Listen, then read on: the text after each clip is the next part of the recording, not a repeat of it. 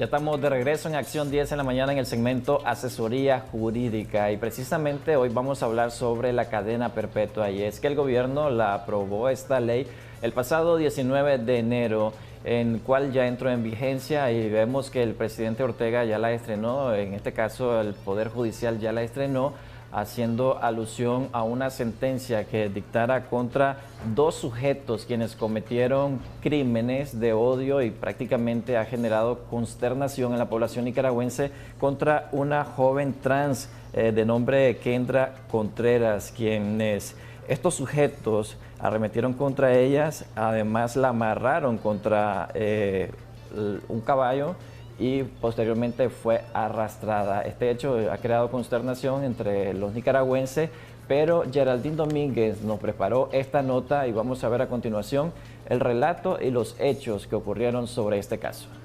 Por considerarse un crimen de odio, el asesinato en contra de la joven trans Kendra Gutiérrez, conocida como Lala, a cadena perpetua, fueron condenados Bernardo Arístedes Pastrana Ochoa y Jorge Luis Mondragón Acosta, los que en el mes de marzo de este año amarraron a Lala a un caballo que la arrastró a lo largo de 400 metros y luego la patearon varias veces y para terminar con su vida dejaron caer piedras en su cabeza. Por lo que la jueza del Juzgado Primero Distrito Penal de Juicio en Chinandega decidió ejecutar por primera vez en el país en contra de los acusados la dicha sentencia a través de la Ley 1058 que entró en vigencia el pasado 19 de enero. Ambos condenados tendrán la posibilidad de obtener una libertad condicional una vez que hayan cumplido los 30 años de efectiva prisión, pero deberán mostrar buena conducta en el sistema penitenciario de Chinandega y contar con un pronóstico individualizado y favorable de reinserción social, señala la sentencia condenatoria. En Acción 10, Geraldine Domínguez. Muchas gracias, Geraldine Domínguez, por esta información y para hablar precisamente sobre este tema, la cadena perpetua, ya nos acompaña en el estudio de Acción 10 en la mañana la doctora María Oviedo. Ella es especialista de la Comisión Permanente de Derechos Humanos. Muchas gracias por acompañarnos, doctora. Muchas gracias a ustedes por invitarme. Buenos días a todos los que nos están viendo y escuchando. Doctora, ¿cómo podría valorar la aplicación ya de la cadena perpetua en Nicaragua? La verdad es de alguna manera algo que viene a alientar para aquellas personas que cometen algún tipo de delito. ¿Realmente el gobierno está fallando al implementar este tipo de condenas contra aquellas personas que cometen cualquier tipo de delito? Desde la postura de un organismo de derechos humanos, nosotros consideramos y sostenemos de que la implementación de una cadena perpetua violenta los compromisos internacionales en temas de derechos humanos. El Estado se ha comprometido, ha ratificado un sinnúmero de tratados y acuerdos internacionales en temas de derechos humanos, pues, implementando este tipo de condenas sería un retroceso, para nosotros es un retroceso en el tema de derechos humanos. Nosotros vemos una situación de que, y lo podemos analizar de manera sencilla. El gobierno lo que ha hecho al momento de implementar esta cadena perpetua es dar un alivio superficial, ¿verdad? Un aparente alivio a la sociedad, haciendo un populismo, pudiéramos decirlo de alguna manera, para hacerle ver a la sociedad que el Estado de alguna manera está preocupado por la situación o la criminalidad en contra de las mujeres. Pero esto no es, la interpretación se está dando de manera incorrecta, porque aquí lo que el gobierno está obviando es la responsabilidad que tiene de crear políticas públicas para la educación, la prevención, la atención de este tipo de fenómenos, ¿verdad? Para educar al sujeto, al ciudadano, para que no se convierta en un sujeto transgresor de la ley.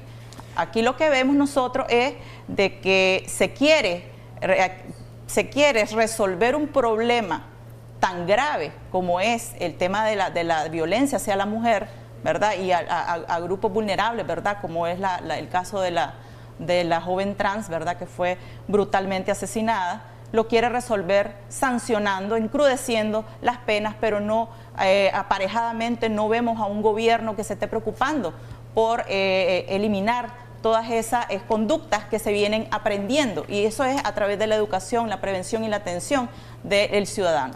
Precisamente sobre ese aspecto quería hacer énfasis. Los años de cárcel en Nicaragua eran de hasta 30 años.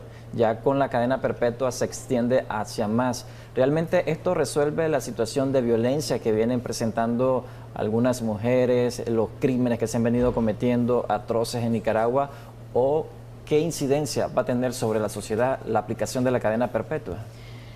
Si te fijas, a partir de la entrada en vigencia de la ley de cadena perpetua hemos visto un sinnúmero de hechos, ¿verdad? El último tan lamentable, ¿verdad?, es la violación y el asesinato de la joven a manos de su padre biológico, ¿verdad? Entonces eso te deja ver de que la solución no simplemente es el incremento de una pena, de una condena. Aquí es una situación más de fondo, de un estudio de qué debe de hacer el gobierno al momento de crear las leyes.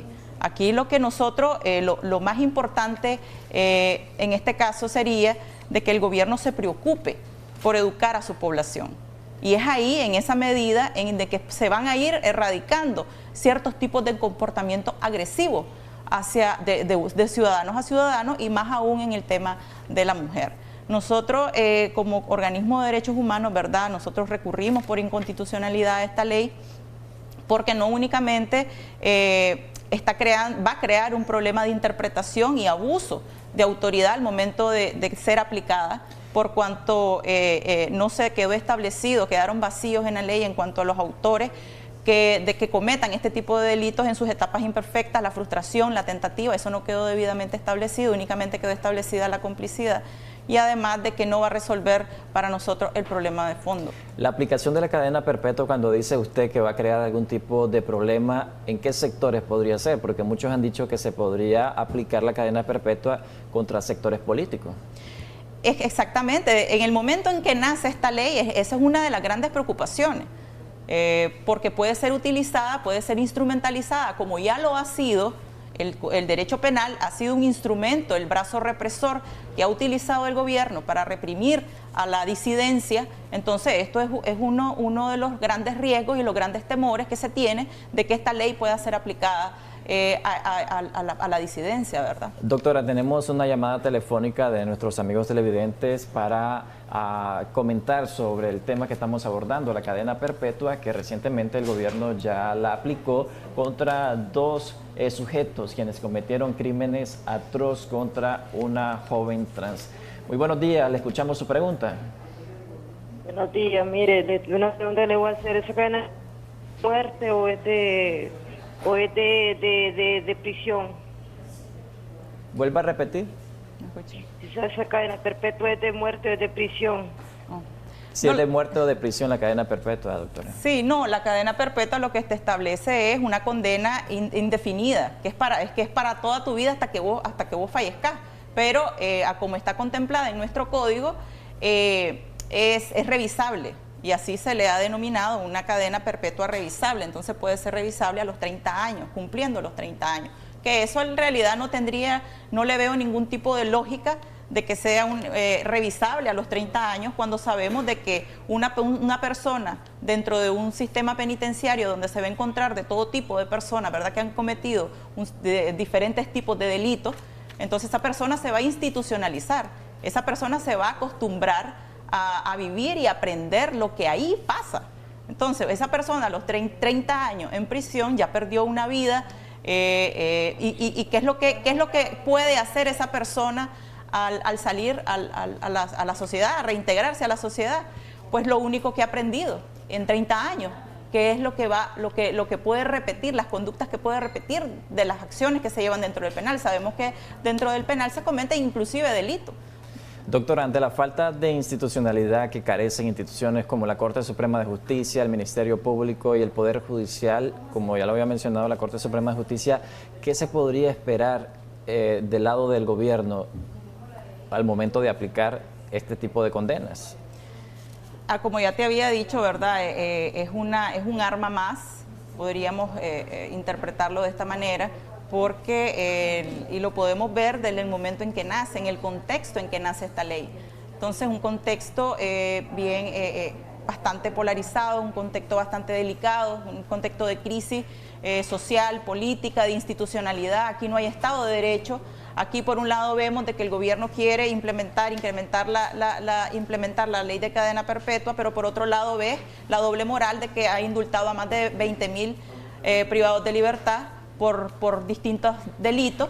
Y esto pues vemos de que la intención del gobierno no es proteger a los ciudadanos, no es proteger a la mujer, sino únicamente tirar una cortina de humo para hacer creer de que está preocupado por sus ciudadanos. Pero esto no es lo que ha ocurrido.